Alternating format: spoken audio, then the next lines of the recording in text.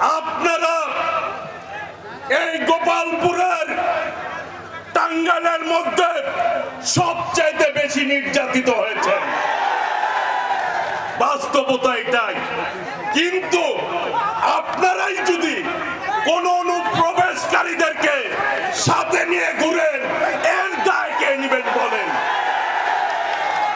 কাজেই আপনাদেরকে তৃণমূল পর্যায় থেকে সকলকে সকলের জন্য খেয়াল রাখতে হবে, যাতে বেড়ায় খেত না খায়, সেই ব্যাপারে পাহারা দিতে হবে। প্রিয় ভাইরা, আমি বলতে চাই,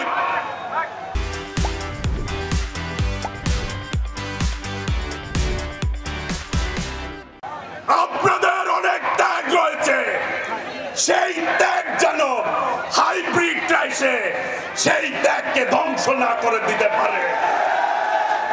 প্রিয় ভাইরা, আমাদের প্রিয় নেত্রী দেশনেত্রী বেগম খালেদা জিয়া আজকে দীর্ঘদিন ধরে অসুস্থ অবস্থায় বিদেশে রয়েছে। আমাদের নেতা আজকে বিদেশের মাটিতে রয়েছে। বাংলাদেশে এই মুহূর্তে সবচেয়ে জনপ্রিয় দল হচ্ছে বিএনপি, দেশনেত্রী বেগম খালেদা জিয়া এবং দেশ নায়ক তারেক রহমান। অনেকে নির্বাচন বলে খালি বিএনপি দাবি করে। আপনারা নির্বাচন চান না? কে কে নির্বাচন চান হাত তুলেন তো। যারা বলেন এসে দেখে যান, সবাই নির্বাচন চায়, জনগণ নির্বাচন চায়, সেই জন্য বিএনপি নির্বাচন দাবি করে। কারণ বিএনপি জনগণের দল। ওই নেত্রী আছে, সবাইকে হাত তুলে বলতে হবে নেত্রী আছে। ওই সেই নেত্রী খালেদা জিয়া, খালেদা জিয়া, তারেক রহমান, স্বাধীনতার ঘোষক জিয়া, সালাম, বাংলাদেশের অপর নাম জিয়াউর রহমান, গণতন্ত্রের অপর নাম।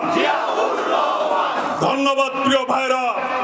আমরা বলতে চাই, আগামীর বাংলাদেশ হবে গণতন্ত্রের বাংলাদেশ। দেশনায়ক তারেক রহমানের নেতৃত্বে আগামীর গণতান্ত্রিক বাংলাদেশ আমরা গড়ে তুলব ইনশাআল্লাহ।